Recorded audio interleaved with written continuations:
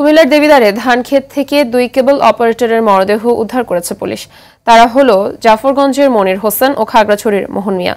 Circle ASP Mohammad Shahin জানান, সকালে উপজেলার দইয়ারজলা এলাকায় ধান কাটতে গিয়ে স্থানীয়রা তাদের মরদেহ পড়ে থাকতে দেখে। পরে পুলিশকে জানালে মরদেহ উদ্ধার করে থানায় নিয়ে আসা হয়। এদিকে নারায়ণগঞ্জের পাগলা তালতলা এলাকায় এক অজ্ঞাত যুবককে ছুরিকাঘাত করে হত্যা করেছে দুর্বৃত্তরা। 3 বন্ধুর মধ্যে কথা কাটাকাটির এক পর্যায়ে একজনকে ছুরিকাঘাত করে পালিয়ে যায় অন্যরা। এ ঘটনায় 2 জনকে জিজ্ঞাসাবাদের জন্য আটক করা হচ্ছে বলে জানান ফতুল্লা থানার পরিদর্শক সুকান্ত। মাদারীপুরের শিবচরে পারিবারিক কলহের জেরে পিতার হাতে মেয়ে খুনের অভিযোগ পাওয়া গেছে। নিহত আইরিন আক্তার জাদুয়ারচর এলাকার ফরহাদ গোমস্তার মেয়ে।